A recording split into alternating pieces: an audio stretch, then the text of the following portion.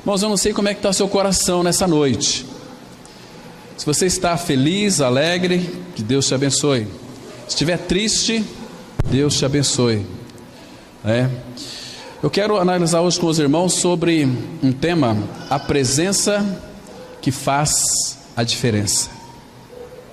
Então nós vamos ler aqui Daniel capítulo 1, de 1 até o versículo 7. Texto meio longo, mas vale a pena. Diz assim a palavra: No ano terceiro do reinado de Joaquim, rei de Judá, veio Nabucodonosor, rei da Babilônia, a Jerusalém e a sitiou. O Senhor lhe entregou nas mãos a Joaquim, rei de Judá, e alguns dos utensílios da casa de Deus. A estes levou para a terra de Sinar, para a casa do seu Deus, e os pôs na casa do tesouro do seu Deus.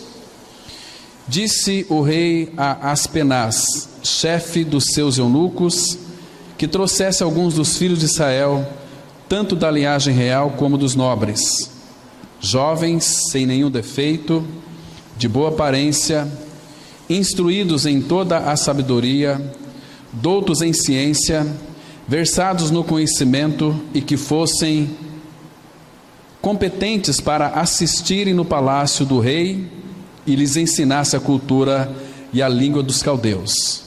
Determinou-lhes o rei a ração diária das finas iguarias da mesa real e do vinho que ele bebia, e que assim fossem mantidos por 3 anos, ao cabo dos quais assistiriam diante do rei. Entre eles se achavam os filhos de Judá, Daniel, Ananias, Misael e Azarias. O chefe dos eunucos lhes pôs outros nomes, a saber: a Daniel, o de Beltesazar; a Ananias, o de Sadraque; a Misael, o de Mesaque; e a Azarias, o de Abednego. Versículo 8: Resolveu Daniel firmemente não contaminar-se com as finas iguarias do rei, nem com o vinho que ele bebia. Então pediu ao chefe dos eunucos que lhe permitisse não contaminar-se. Ora, Deus concedeu a Daniel misericórdia e compreensão da parte do chefe dos eunucos. Até aqui, vamos ter uma palavra de oração. Pai Santo, como somos gratos ao Senhor, porque o Senhor tem nos abençoado de uma forma extraordinária na pessoa do Senhor Jesus Cristo. Obrigado, Pai, porque Ele veio a este mundo com a finalidade de tirar o nosso pecado. Isso Ele fez de uma forma dolorosa para si. Pai, mas nós recebemos todos os benefícios da cruz. Pai, Ele foi levantado na terra naquela cruz, pregado, crucificado. Pai Santo, a Tua palavra, ela diz que em algum momento Ele nos atraiu a Si. Fomos colocados em Cristo, Pai, e ali morremos com Ele. Fomos sepultados e ressuscitados juntamente com Ele ao terceiro dia. Recebemos uma nova vida, a vida de Cristo, uma vida que não se acaba mais, a vida eterna, porque nós temos o Filho, e aquele que tem o Filho tem a vida, aquele que não tem o Filho de Deus não tem a vida. Pai, como somos gratos ao Senhor por esta tão grande salvação que alcançou o nosso espírito, está alcançando a nossa alma e alcançou também a redenção do nosso corpo. Pai, que nessa noite Tu nos dê sabedoria para compreendermos a Tua palavra. Nos dê, Pai, revelação da Tua palavra, para que esse tempo de comunhão da palavra não seja um tempo apenas de conhecimento bíblico, mas seja um tempo onde o Teu Espírito imprima a Tua palavra em nossos corações, para que possamos, ó Pai, tocar toda a realidade do Filho. Pai, como Ele tem sido precioso para nós. Ó Pai, abra os nossos corações, para que nós percebamos o quanto somos amados pelo Senhor, e que bem nenhum Tu sonega aquele que Te buscam, aquele que Te teme. Pai, nessa noite repreende toda ação contrária ao conhecimento do Teu Espírito. Fala aos nossos corações, Pai. Entregamos nas Tuas mãos esse tempo. Em nome de Jesus nós oramos. Amém. Queridos irmãos e irmãs, deixa eu fazer uma pergunta aqui. Vamos tentar respondê-la com a ajuda do Senhor. Nós temos que fazer uma pergunta para nós mesmos. A tua presença, onde você vai, onde você está, ela faz a diferença? Ou você é apenas mais um? Queridos, certa vez perguntaram a um pastor contemporâneo de Moody: o senhor Moody ainda prega a palavra? Moody já tinha se aposentado muitos e muitos anos. Ele disse o seguinte: o Moody, ele ainda prega. Ele prega nas ruas por onde ele anda, ele prega na sua casa, ele prega na casa dos seus filhos. A presença de Moody, embora já muito velho, a presença dele ainda fazia a diferença. Irmãos, nós como filhos de Deus em Cristo Jesus, no nosso trabalho, a nossa presença faz a diferença? Eu quero então analisar hoje com os irmãos esse tema aqui, a presença que faz a diferença. Então, deixa eu fazer mais uma vez essa pergunta aqui, preste bem atenção, queridos. Onde você vive, ali no seu lar, ali no seu trabalho, as pessoas quando olham para você, vê uma pessoa diferente, vê uma pessoa que, não é que muitas vezes as pessoas querem se esforçar para fazerem a diferença, ela se torna chata, mas a vida de Cristo em nós faz a diferença. A presença de Cristo em nós, ela deve ser percebida, e ela é percebida, a não ser que nós não somos filhos de Deus. Todo filho de Deus que é habitado pela pessoa de Cristo, onde quer que ela vá, a presença dela faz a diferença. Isso é maravilhoso, meus queridos irmãos. Queridos, quando vocês percebem que as crianças pequeninas, hoje tinha um monte de crianças aqui na frente, foram para as suas escolinhas. As crianças gostam muito de histórias, e as professoras têm contado algumas histórias para ensinar verdades para as crianças. Algum tempo atrás, uma criança fez uma pergunta para mim, depois que ela assistiu um filme de José do Egito. Ela fez uma pergunta para mim, o seguinte: Cláudio, José do Egito, ele foi um homem que foi vendido pelos seus irmãos, ele foi escravo na casa de Potifar, mas ele era um escravo liberto. Em que sentido José, a vida de José, fez a diferença? Creio que a maioria aqui conhece a história de José. José, embora ele tipificava, ele era uma figura de Cristo lá no Antigo Testamento. Tipificava Cristo, ou seja, José, ele era um exemplo claro da pessoa de Cristo. Quando nós lemos, algum tempo atrás nós estudamos aqui um paralelo entre José e Cristo. Mas, queridos irmãos, José do Egito, na sua época, ele fez a diferença. Vocês sabem que ele era um homem sonhador, e todos nós devemos ter sonhos. Quem não sonha, queridos, obviamente não é um sonhador, não tem perspectiva na vida. José era um sonhador. Então Deus, pela intimidade que ele tinha com o Senhor, Deus se revelava a ele, trazia sonhos para ele. Ele contou sonhos para os seus irmãos ficaram muito enciumados e queriam matá-lo, mas por providência divina, ele foi guardado da morte. Então, mataram o animal, sujaram ali aquela roupa de José de sangue, colocaram ele dentro de uma cisterna, e quando passou os ismaelitas, eles venderam seu irmão para o Egito. Vocês se lembram que José, Lá no Egito ele estava na fila de escravos. José era um homem muito formoso, um homem muito bonito. A palavra fala no Salmo 45 que Jesus, ele é o mais formoso de todos os homens.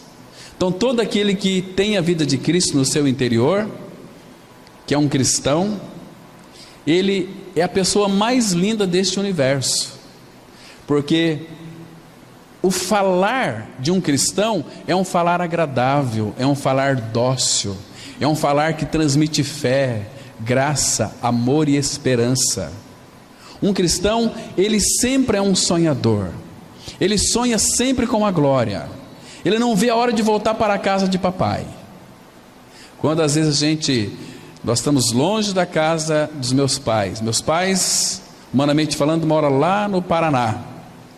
Às vezes eu sinto tanta saudade dos meus pais. Quando a gente vai visitar os nossos pais, é uma saudade gostosa, né? Queridos, então o nosso Deus é Pai, é o nosso Pai. Nós viemos dele, vamos voltar para ele como nosso Senhor Jesus. Ele que nos criou. Nós éramos aquele vaso que se estragou na mão do oleiro por causa do pecado. Então ele fez um vaso novo na pessoa de Cristo, nos refez pela obra da cruz, nos deu uma nova vida, vida de Cristo, uma vida eterna. Lucas 20:36 fala que nós não vamos morrer mais eternamente, porque somos filhos de Deus em Cristo. Nós temos uma coisa chamada vida eterna, que nunca mais se acaba. Você é eterno se você tem o Filho de Deus. E a palavra fala que em Cristo Jesus, Efésios 1:3, nós somos abençoados com toda sorte de bênção espiritual. O Filho de Deus não vai correr atrás das bênçãos, porque todas as bênçãos que ele tem está em Cristo, e Cristo está dentro do seu coração. Então as bênçãos correm atrás do Filho de Deus e as alcança. Até mesmo uma dificuldade, até mesmo uma provação. É o caso de José do Egito. Imagina só, ele foi vendido para o Egito pelos seus irmãos. Seus irmãos queriam o fim dele, mas Deus estava no controle da vida de José. Deus não perdeu o controle de absolutamente nada. Então ele foi para o Egito, estava ali numa fila de escravos. E Potifar, passando por ali, viu aquele jovem bonito, formoso, e comprou José. Interessante, meus irmãos, que talvez foi uma das maiores aquisições que Potifar fez, comprando José do Egito, porque a Bíblia diz que Deus era com ele. Então tudo que José fazia prosperava. Tem um irmão aqui, que ele está aqui nessa reunião, aqui à noite, eu vou falar quem é, mas ele disse que, olha, eu não contrato crente, porque todo crente é sem vergonha e safado, é enrolão, é um massa-mato, não gosta de trabalhar. Todo crente é folgado, todo evangélico também é folgado. Agora o Filho de Deus não. Todo filho de Deus, irmãos, onde quer que ele é colocado, Deus abençoa e faz prosperar. Abra sua Bíblia comigo, por favor, em Gênesis capítulo 39. Vamos ver aqui, irmãos, alguns versículos aqui. Gênesis 39. Vou ler a partir do versículo 1, acompanhe comigo a leitura, depois nós vamos voltar lá para Daniel, para nós verificarmos se a nossa presença faz de fato a diferença. Gênesis 39, a partir do versículo 1, está escrito assim: José foi levado ao Egito e Potifar, oficial de Faraó, comandante da guarda egípcio, comprou dos ismaelitas que o tinham levado para lá. Agora preste atenção no versículo 2, irmãos. A Bíblia diz assim, olha: o Senhor era com José, que veio a ser homem próspero, estava na casa do seu senhor egípcio. Irmãos, parece um contrassenso aqui. José, ele era um homem escravo de Potifar. Mas, queridos, quando é filho de Deus, não importa onde que você esteja, se Deus é contigo, Deus era com José, então por causa disso ele veio ser um homem próspero e estava na casa do seu senhor. Agora olha o versículo 3: vendo Potifar que o Senhor era com ele e que tudo o que ele fazia, o Senhor prosperava em suas mãos. Logrou José mercê perante ele, a quem servia, e ele o pôs por mordomo de sua casa, ele passou as mãos tudo o que tinha. Então Potifar olhou para José, e José começou a prosperar ali, porque Deus era com ele. Então Potifar disse o seguinte: olha, tudo que esse rapaz bonito coloca a mão, prospera. Então eu vou colocar ele mordomo sobre todas as coisas. Olha o que diz o versículo 5: e desde que o fizera mordomo de sua casa e sobre tudo o que tinha, o Senhor abençoou a casa do egípcio por amor de José. A bênção do Senhor estava sobre tudo o que tinha, tanto em casa como no campo. E aí essa criança veio falar comigo o seguinte: pastor Cláudio, então como que Deus abençoava a casa de Potifar por meio de José? Como é criança, eu respondi pela sabedoria de Deus, que Deus me deu naquela hora. Eu falei o seguinte: olha, as galinhas lá de Potifar, elas botavam ovos, não falhava. Os ovos naquela época antiga falava que gorava, gorava, não é? Que quando não gerava os pintinhos ali, né? Todos produziam pintinhos. O pavão lá tinha umas penas bonitas, lindas. Os pastos eram bem verdejantes, porque a bênção de Deus estava sobre a casa de Potifar, porque José era um filho de Deus, e por causa da vida de José, Deus abençoou tudo que Potifar possuía. Feliz daquele homem, daquela mulher que tem uma empresa e contrata um filho de Deus. Agora, contratar crente, você vai ter um problema muito sério, porque crente é folgado, é trapaceiro, é embrulhão, entendeu? Não dá para confiar. Agora, quando é filho de Deus, irmãos, ele faz o trabalho com amor, zela das coisas com amor, cuida das coisas do seu patrão com amor, com alegria. Se você é empregado ali no seu trabalho, a tua presença ela vai fazer a diferença, porque você vai fazer com amor o seu trabalho. E as pessoas, não para ser vista ou visto pelos homens, porque Deus é quem vai ver, porque você trabalha ali para o Senhor. Efésios 6, entende, irmãos? Quando nós estamos servindo no nosso trabalho, nós estamos servindo de qualquer maneira, estamos servindo a Cristo. Então Deus vai lhe abençoar, você vai ser promovido, você vai ser uma pessoa ali que vai ser vista por todos, porque a tua presença ela vai fazer a diferença. Então José, a presença dele na casa de Potifar fazia a diferença. Entende, irmãos? E onde nós estamos? A pergunta fica: no meu trabalho, na minha empresa, a minha presença ela faz a diferença? Eu sou apenas mais um na multidão? Queridos irmãos e irmãs, a nossa presença, se você é filho, ela fará toda a diferença. Isso é tão maravilhoso, né? Então, o cristão, seja onde ele é colocado, ele ali vai ser um instrumento abençoador, porque todo filho de Deus, irmãos, ele vai interceder pelo seu trabalho, para que cada vez prospere mais ali. Eu ficava muito contente quando eu trabalhei numa empresa de produtos alimentícios, cresci muito dentro daquela empresa, né? Mas, queridos, eu ficava muito contente, porque era uma empresa, tinha mais de mil funcionários, e o Senhor nos abençoou ali.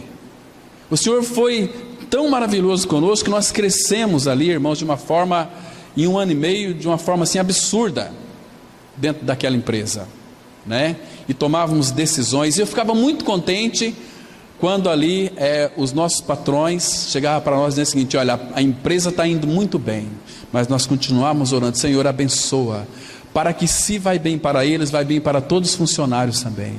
Então a presença nossa faz a diferença, né?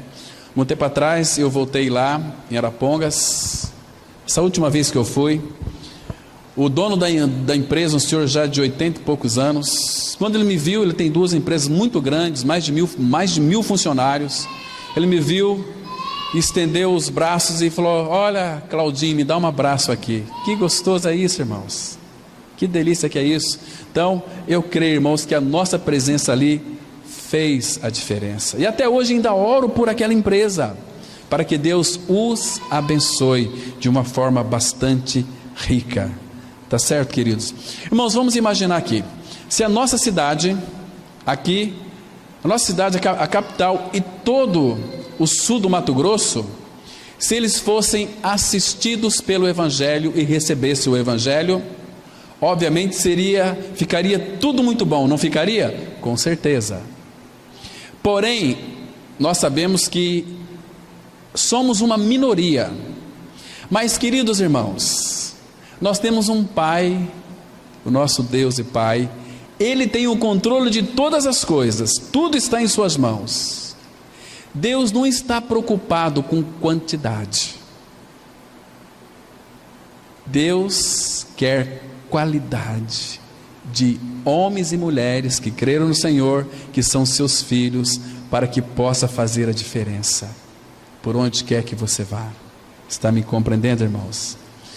Então, eu quero dividir, irmãos, esse estudo aqui, pelo menos em 3 partes, para que nós sejamos, então, bastante didático. Agora, deixa eu fazer uma pergunta para vocês aqui. Irmãos, por que a presença de Daniel fez a diferença ali na Babilônia? Por que a presença dele fez a diferença ali? Porque, irmãos, Daniel e os seus amigos sabiam quem eles eram, sabia quem Deus era. E quem que era eles? Mesaque, Sadraque e Abednego também.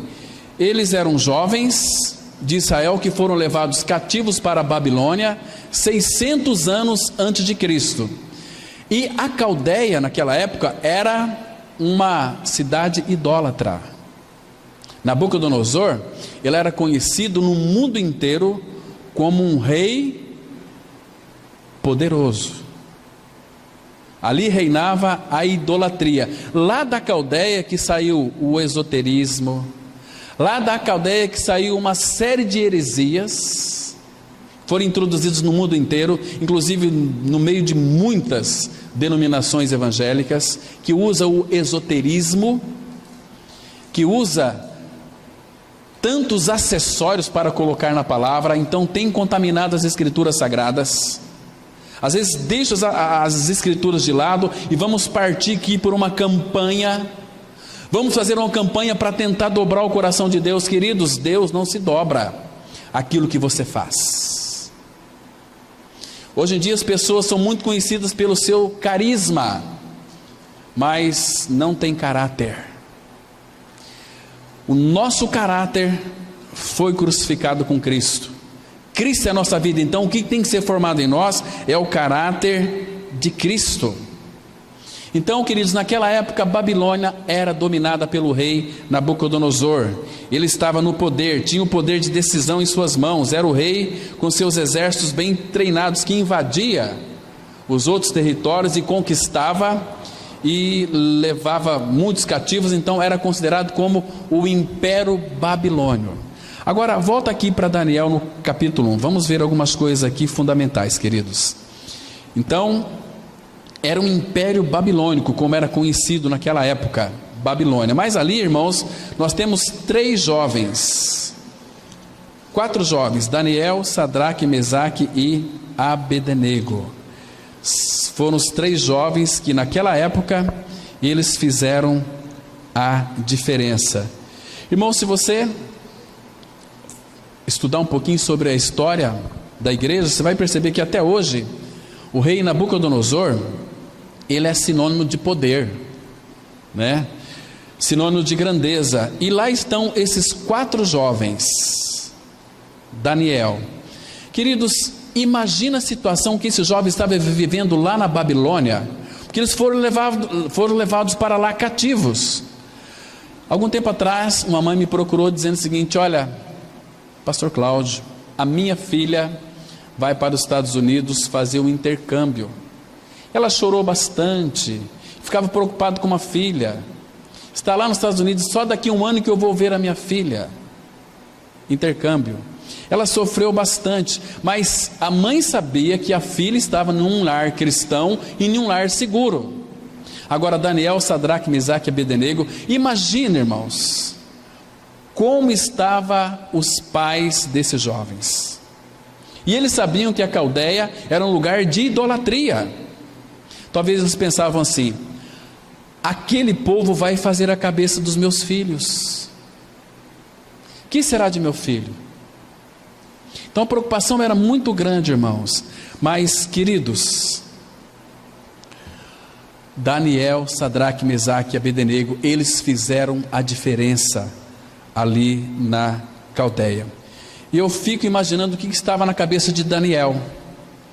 Se você ler aqui esse capítulo 1 até o capítulo 6, você vai perceber, claro que não dá para a gente ver detalhes hoje, mas algumas coisas eu quero mostrar para vocês hoje.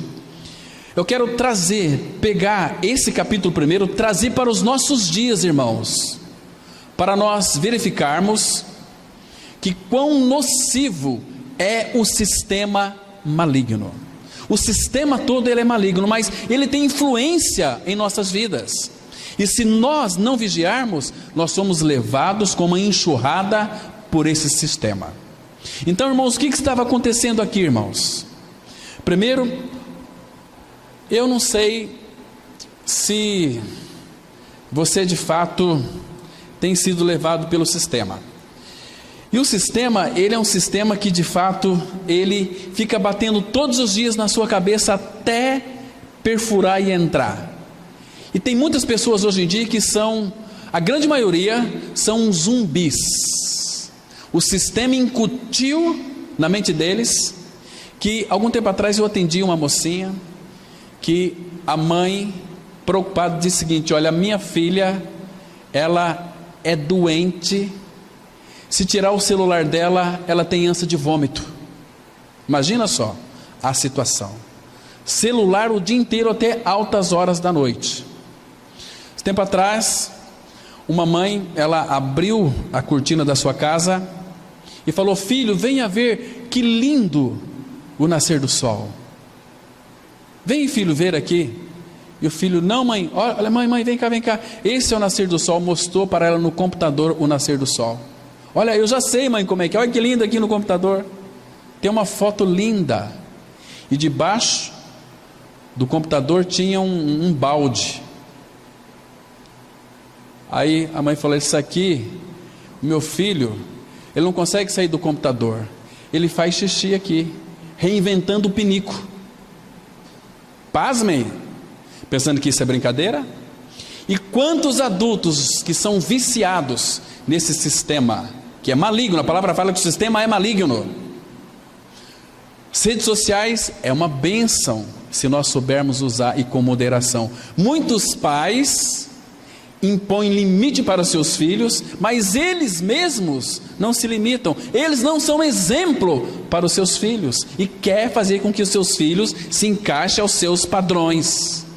Não funciona. Os pais que não fazem diferença em casa são os mulambentos, porque eles falam assim, igual o mundo fala: faça o que eu te mando, mas não faça o que eu faço. Entende, irmãos?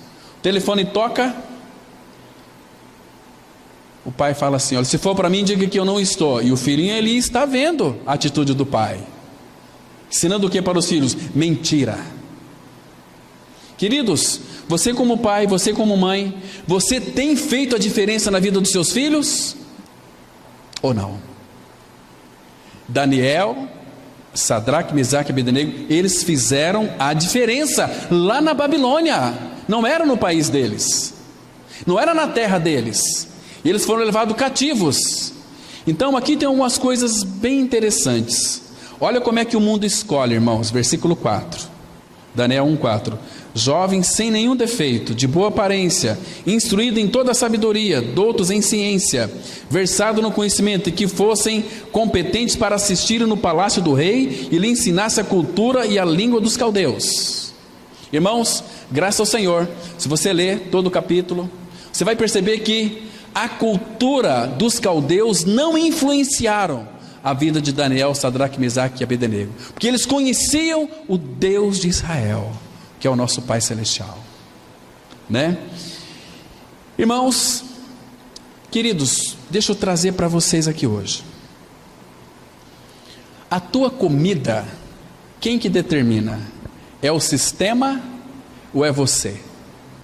Se vocês parar para pensar e analisar, a partir das 17 horas, todas as redes de televisão começam, nesse horário que o povo começa a sentir fome, começa a lançar ali o que você tem que comer.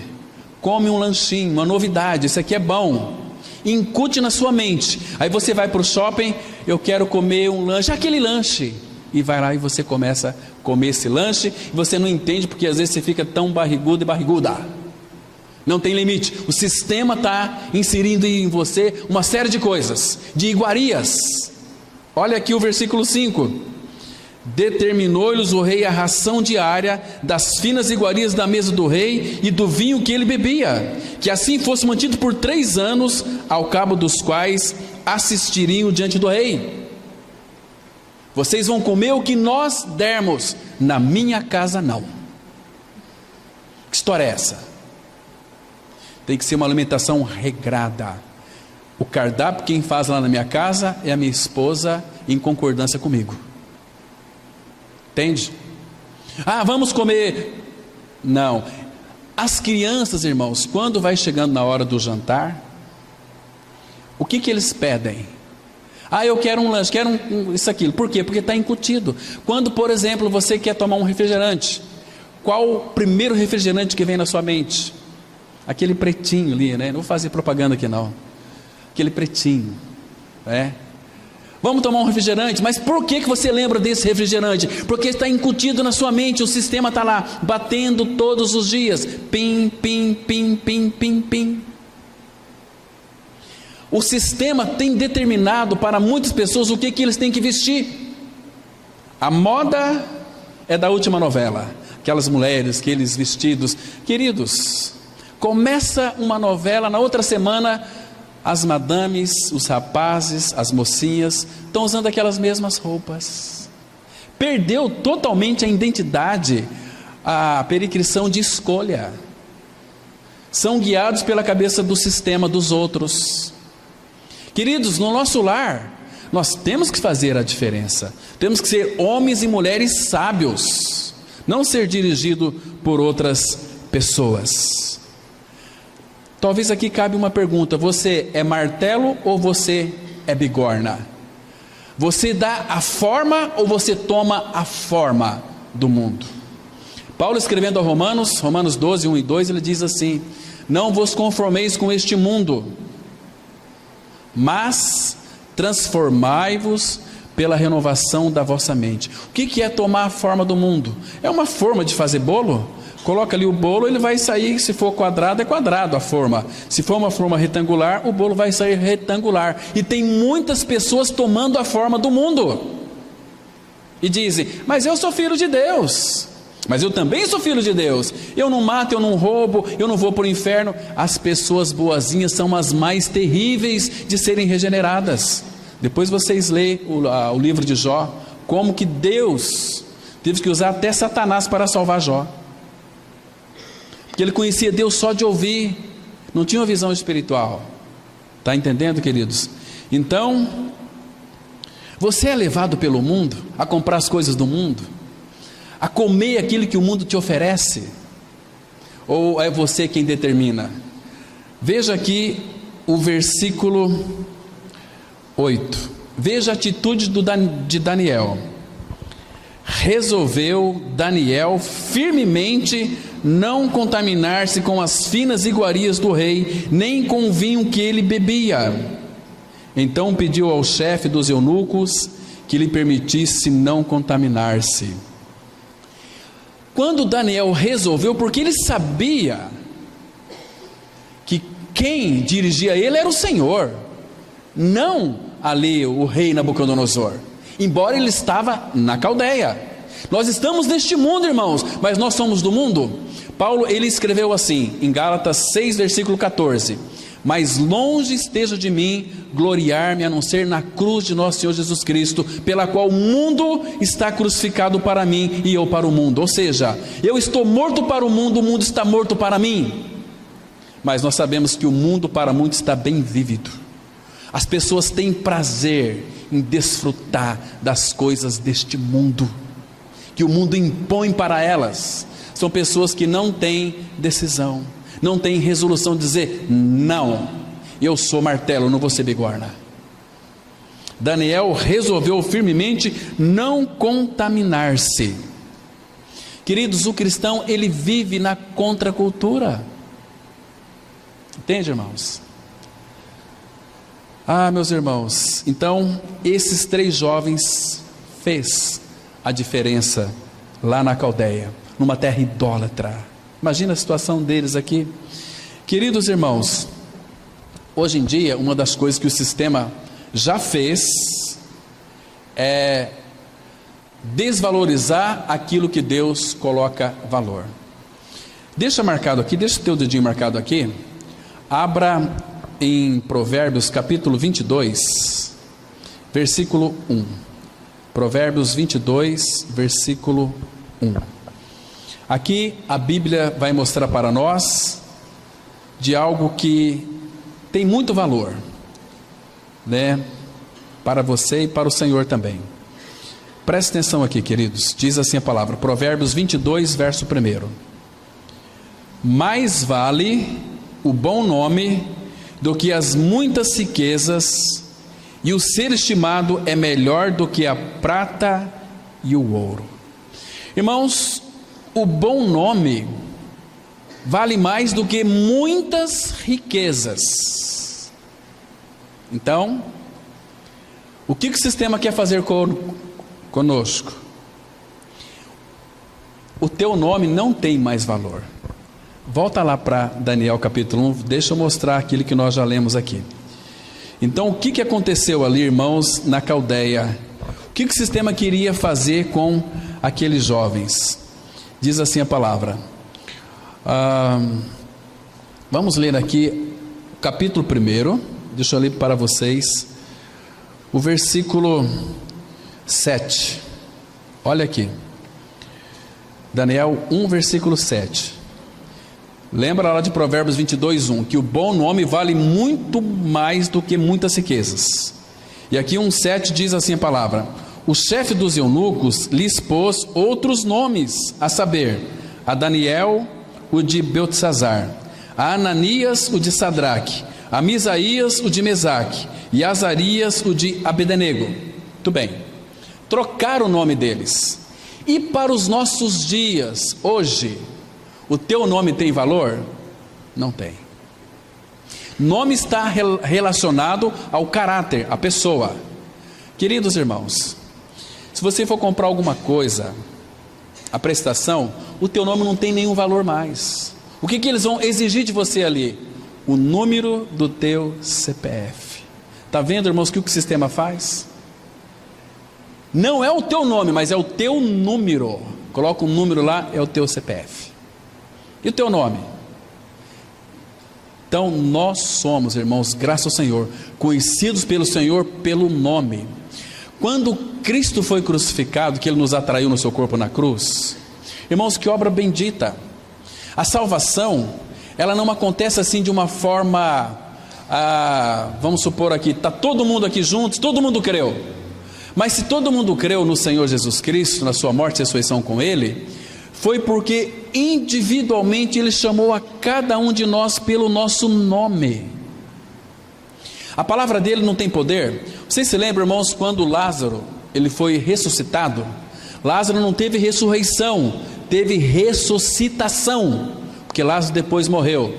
Se Lázaro tivesse ressurreição, ele nunca mais morreria, mas ele teve ressuscitação. Ele estava morto e reviveu. Ele não teve ressurreição. Nós, quando morremos com Cristo, ressuscitamos com Ele, a palavra fala que, Efésios 2,6, que juntamente com Ele nos ressuscitou e nos fez assentar nos lugares celestiais em Cristo.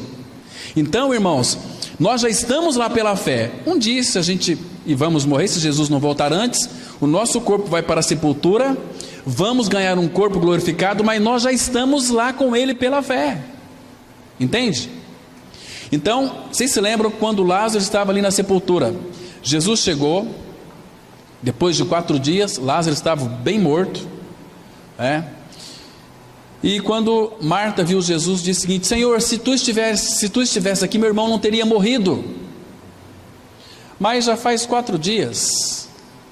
Aí Jesus disse para Marta: Marta, eu sou a ressurreição e a vida. Quem crê em mim, ainda que morra, viverá. E todo que vive e crê em mim, não morrerá eternamente. Crês isto? Eu creio na ressurreição do último dia. Ele disse: eu sou a ressurreição. Onde vocês colocaram Lázaro? Foi aquela cambada de religiosos, dizendo o seguinte: vamos ver o que vai acontecer. Religioso é curioso, por isso que quando tem assim, pessoas para chamar atenção, vai ter um culto de milagres, mas vai gente, enche de gente, né? Porque as pessoas são curiosas. Olha, hoje vai pregar alguém aqui de cabeça para baixo, meu Deus do céu, tem que colocar telão lá fora. Vai vir pregar uma pessoa que tem 4 balas na cabeça e não morreu, e vai dar o seu testemunho. Para com isso, irmãos. Não é pelo nosso testemunho das nossas curas e milagres que as pessoas serão salvas. Se você ler depois João 2, 23 a 25, estando Jesus em Jerusalém durante a festa da Páscoa, muito vendo os sinais que Jesus fazia, creram no seu nome. Mas o próprio Jesus não se confiava a eles, porque os conhecia todos. Milagres chamam atenção, não precisa de fé, temos evidência. Mas Jesus disse o seguinte: olha, se creres, verás a glória de Deus. Hoje as pessoas querem crer para ver, não é assim? Jesus, quando chegou ali na porta do túmulo, lembra o que ele disse para aquelas pessoas? Tirai a pedra. Senhor, mas já é de 4 dias, está fedendo. Não te disse eu que se creres verás a glória de Deus? O que Jesus Cristo disse quando a pedra foi removida? Vocês se lembram? Ele disse assim: Lázaro, vem para fora. Imagina se Jesus dissesse assim: sai para fora. Irmãos, todos os mortos ali tinham que levantar, porque a palavra dele é poderosa. Por isso que o chamado dele para cada um de nós é um chamado muito especial. Quando você creu na sua morte e ressurreição com Cristo, ele disse assim para você: Luiz Paulo, creia no meu filho. É um chamado especial, é um chamado pelo nome. Está me entendendo, irmãos? Abra sua Bíblia, por favor, em Isaías, capítulo 43, versículo 1. Olha que texto precioso, que texto lindo nós temos aqui, queridos. Diz assim, Isaías 43, verso 1. Diz assim a palavra, Isaías 43, verso 1. Mas agora, assim diz o Senhor, que te criou, ó Jacó, que te formou, ó Israel, não temas, porque eu te remi, chamei-te pelo teu nome, tu és meu. Então foi um chamado especial, foi um chamado individual, foi um chamado para sermos do Senhor. Por que você é dele? Por que nós somos dele? Porque um dia, de alguma maneira, ele me chamou pelo meu nome. A voz dele é poderosa, ele tem poder, porque ele fez uma obra completa no Calvário, uma obra plena. Queridos, nós precisamos de ler as Escrituras com detalhes, irmãos, para prestar atenção. O rei Nabucodonosor chegou a mudar o nome de Daniel e dos aqueles 3 jovens ali. colocou. E hoje também faz de tudo para mudar o nosso. Você, no sistema, você não é conhecido pelo teu nome, mas pelo seu número. CPF, RG, uma série de coisas. Sempre tem um número. Tem um número de títulos. Esses dias fui fazer uma conta lá. Os meus números chegou a quase 10 mil. De tanto número. É número de casa, é número de telefone, é número daqui, é número de RG, é número de CPF, é número... Meu nome está perdido aqui. Onde é que está o meu nome? Como aquela atriz que fez tantas novelas, que ela disse o seguinte: às vezes eu nem sei qual é o meu nome. Eu chamava tal, outra tal. Querido, sem identidade alguma. E qual é a nossa identidade, irmãos? Qual é a sua identidade? Filho. Às vezes as pessoas confundem, né? O que você é? Não, eu sou advogado, eu sou psicólogo, eu sou doutor, eu sou isso aqui. Não, isso é que você faz. O que você é? As pessoas perderam completamente a identidade. Nós temos uma identidade. Se nós nascemos de novo, irmãos, a palavra fala em 1 João 3,1, diz assim a palavra: vede que grande amor nos tem concedido o Pai, a ponto de sermos chamados filhos de Deus. Que coisa mais preciosa, meus irmãos. Então, queridos, o que nós somos neste mundo? A tua presença neste mundo faz a diferença? Ou você é mais um aí no meio da multidão? A presença dele em nós faz a diferença. Eu vou mostrar para vocês. Abra em Mateus capítulo 5. Mateus capítulo 5, a partir do versículo 13. Mateus capítulo 5. É impossível, irmãos, a tua presença não fazer a diferença. Olha o versículo 13. Diz assim as Escrituras Sagradas: vós, dizendo para filhos, vós sois o sal da terra. Ora, se o sal vier a ser insípido, como lhe restaurar o sabor? Para nada mais presta, senão para, lançado fora, ser pisado pelos homens. Queridos, neste mundo, o que nós somos? Sal da terra. Qual que é a função do sal? Irmão, se não fosse a igreja de Cristo na face da terra ainda, essa terra já teria sido um caos.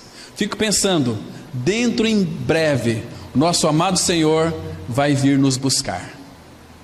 E quando a igreja for tirada da terra, ficar os ímpios, imagina como é que vai ser? Não vai ter mais ninguém que vai orar por eles. Querido, vai ser um tempo terrível. Terrível. A igreja vai ser tirada. Agora, irmãos, nós temos que dar sabor. Nós temos que colocar sal debaixo da língua do povo, para que eles fiquem com sede de Cristo, com sede de água, para beber água na fonte, que é Cristo.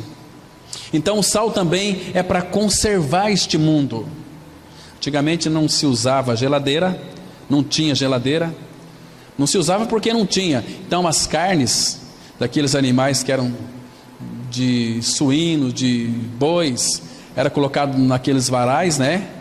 E eram colocado sal para conservar. Essa aqui é a ideia.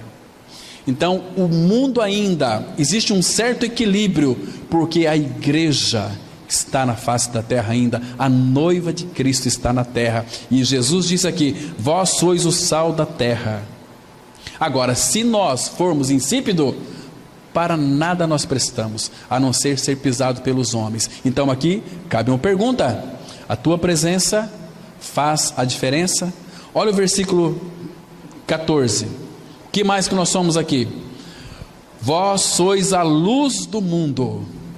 Não se pode esconder a cidade edificada sobre um monte, nem se acende uma candeia para colocá-la debaixo do alqueire, mas no velador, e alumia a todos os que se encontram na casa. Assim brilhe também a vossa luz diante dos homens, para que vejam as vossas boas obras e glorifiquem o vosso Pai que está nos céus. Irmãos, a nossa presença neste mundo faz ou não faz a diferença, irmãos? A não ser que você não é luz. Como podemos ser luz? É quando temos a luz do mundo, que é Cristo, Ele diz: eu sou a luz do mundo. Quando Cristo é minha vida, a palavra fala que Cristo é tudo. Então Ele é a minha luz. E diz para nós: vós sois a luz do mundo. Queridos, nós nascemos para quê? Versículo 16. Nascemos, você pode confessar isso sem ter orgulho. Assim brilhe também a vossa luz. Você nasceu neste mundo para brilhar. O esplendor de Cristo, a glória de Cristo tem que ser vista em nós. E a presença dele em nós faz a diferença, irmãos. Assim brilhe também a vossa luz. Diante de quem?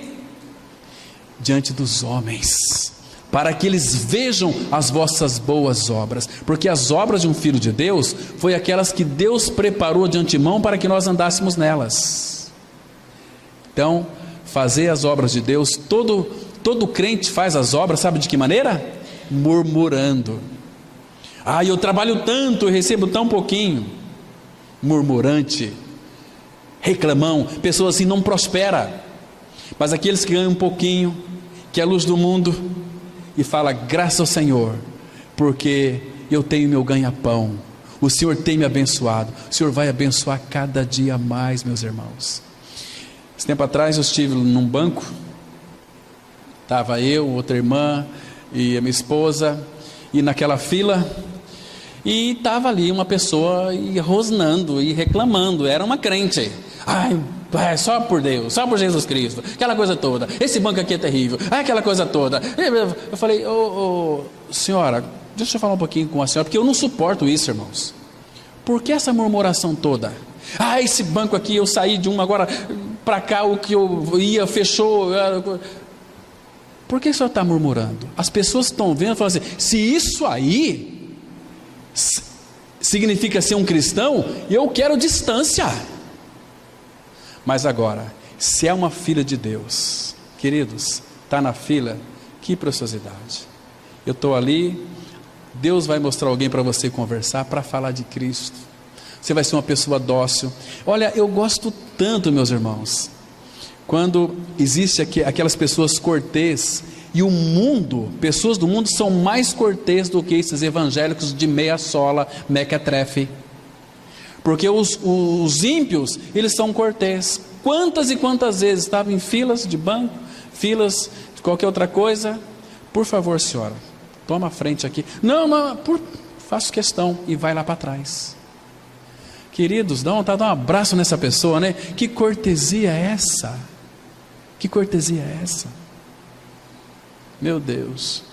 Agora a gente vê só murmuração, reclamação. Essa hora que não passa. Meu Deus, hoje vai ter essa chuva, esse sol, esse calor, esse frio. Misericórdia, meus irmãos. Você acha que essa pessoa faz a diferença? Claro que não faz. Mas aquele que tem o amor de Deus no seu coração, tem um Espírito Santo, ele já tem tudo, já tem amor, tem paz, tem alegria, tem bondade, tem benignidade, tem cortesia, tem mansidão.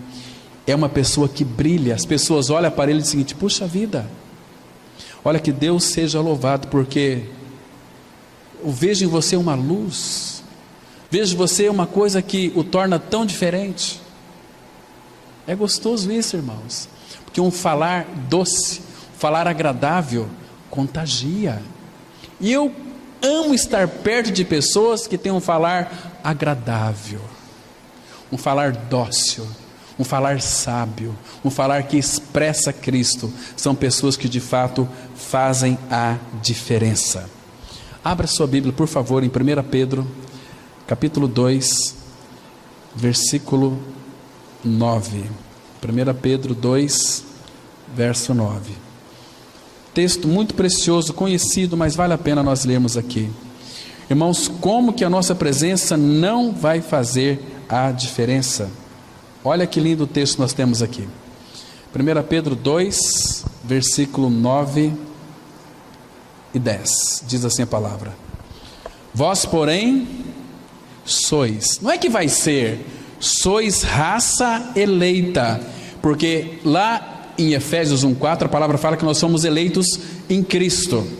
Vós sois a raça eleita, sacerdócio real, nação santa, povo de propriedade exclusiva de Deus, que aqui no original é especial de Deus, a fim de proclamardes as virtudes daquele que vos chamou das trevas para a sua maravilhosa luz.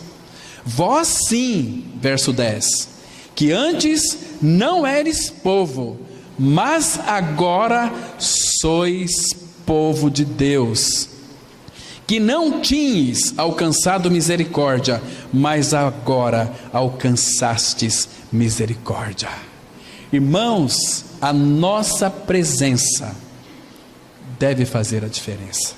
A presença do Todo-Poderoso em nós faz a diferença, nos faz diferentes. Não queira se esforçar para ser diferente, deixa Ele fazer na sua vida, vai fazer de você uma pessoa diferente. Ele tem poder para isso. Daniel, Sadraque, Mesaque e Abednego, lá na Babilônia, eles fizeram a diferença. Que nós não temos tempo para ver mais detalhes, irmãos, mas futuramente nós vamos voltar sobre esses 3 meninos aqui. Vamos ver o que eles aprontaram lá na Babilônia, a ponto de fizeram lá uma estátua gigantesca, e o rei Nabucodonosor disse o seguinte: olha, ao som dos instrumentos que vai tocar aí, todo mundo vai ter que se prostrar diante desta imagem. Aí quando tocou os instrumentos, eles se prostraram todos, mas de repente viram que Sadraque, Mesaque e Abednego não se prostraram diante da estátua. Rei, o decreto, a lei é dos medos e dos persas que não pode ser revogada. Aqueles 3 não se prostraram, e o teu decreto que seria que eles fossem lançados na fornalha de fogo ardente. É verdade, mas o rei não queria matar aqueles jovens, que eles eram muito sábios. Aí o rei disse assim: olha, vou dar mais uma chance para vocês. Depois que vocês ouviram os instrumentos, vocês se prostrem diante da imagem que eu edifiquei, vai ficar tudo bem com vocês. Não, rei, não precisa nem mandar tocar. Não foi uma teimosia da parte daqueles 3 jovens. Fique sabendo, ó rei, que se o nosso Deus nos quiser livrar da fornalha, Ele vai nos livrar. E se Ele não quiser livrar, fique sabendo que nós não vamos prostrar diante da tua estátua. Ah, é? Então tá bom. Pegou aqueles 3 jovens, ataram eles, amarraram eles e mandaram aquecer a fornalha 7 vezes mais do normal, a ponto da Bíblia dizer o seguinte: que quando aqueles 3 jovens, Sadraque, Mesaque e Abednego, foram lançados dentro da fornalha de fogo ardente, aqueles que lançaram morreram queimados. Aí de repente os 3 foram lançados lá na fornalha. Aí o rei teve uma visão: vem cá, nós não lançamos 3 lá dentro? Sim, rei, 3. Eu vejo 4. Eu vejo um como que é o filho do homem passeando entre eles. Aí depois o rei manda chamar Sadraque, Mesaque e Abednego. Saíram de lá. A palavra fala que não tinha nem chamuscado o cabelo dele, não tinha nem cheiro de fumaça. Aí depois o rei fez um decreto. Eu quero ler esse decreto e nós vamos encerrar. Abra lá em Daniel, capítulo 4. Daniel, capítulo 4. Veja o decreto que ele fez aqui. Aliás, capítulo 3. Versículo 29 e 30. Vamos ver se esses jovens fez ou não fez a diferença lá na Caldeia. Diz assim: veja o que o rei disse aqui: portanto, faça um decreto pelo qual todo povo, nação e língua que disser blasfêmia contra o Deus de Sadraque, Mesaque e Abednego seja despedaçado e as suas casas sejam feitas em monturo, porque não há outro Deus que possa livrar como este. Então o rei fez prosperar Sadraque, Mesaque e Abednego na província da Babilônia. Irmãos, esses Daniel, Sadraque, Mesaque e Abednego fez ou não fez a diferença lá na Babilônia? fizeram. Queridos, e hoje nós temos a pessoa de Cristo Todo-Poderoso habitando no nosso interior. Queridos, então, essa pergunta você tem que responder. A minha presença no meu trabalho, seja você um médico, um psicólogo, um advogado, um bancário, um lixeiro, uma faxineira, seja o que for, a tua presença faz a diferença? Ou você é mais um apenas? Pense nisso, queridos, e que Deus te abençoe. Amém.